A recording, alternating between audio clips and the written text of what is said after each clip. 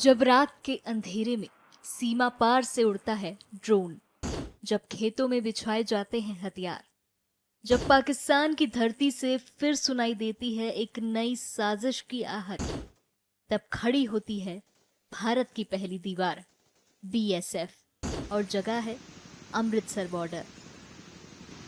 दरअसल ऑपरेशन सिंदूर के बाद भी पाकिस्तान अपनी कायराना हरकत करने से बाज नहीं आ रहा है, लेकिन भारतीय सेना अपनी सतर्कता से हर बार पाकिस्तान का मिशन फेल करती है और उसको घुटनों पर लाती है। अमृतसर में जब जब पाकिस्तान समर्थित आतंकियों की घुसपैठ होती है, तब तब भारतीय सेना उनका सफाया करती है। इस वक्त हम ऑपरेशन सिंदूर का हिस्सा हैं। हम आईबी पर हाई अलर्ट में तैनात हैं। ये पीछे जो आप एरिया देख पा रहे हो, ये वो एरिया है जहां से दुश्मन अक्सर इन्फिल्ट्रेशन की कोशिश करता रहता है। और ऐसी ही एक कोशिश उन्होंने 8 और 9 मई की रात को की थी। 8 और 9 मई की रात को दुश्मन ने हमारे ऊपर अचानक फायरिंग की और उस फायरिंग की आड़ में उसने इन्फिल्ट्रेशन की कोशिश की।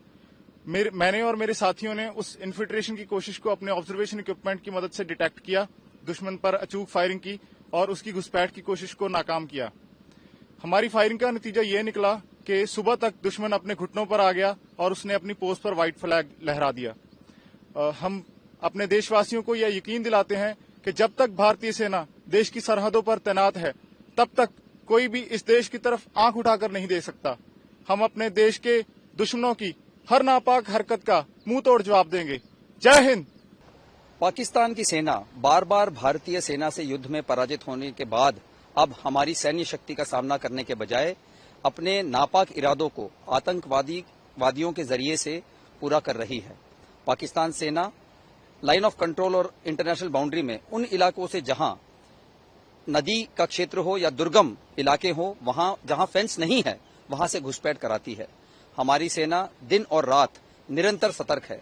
यदि इन्फिल्ट्रेशन अगर हो भी गई तो हमारे कारगर इंट नेटवर्क के जरिए से क्विक रिएक्शन फोर्स उन्हें तुरंत मौत के घाट उतार देगी।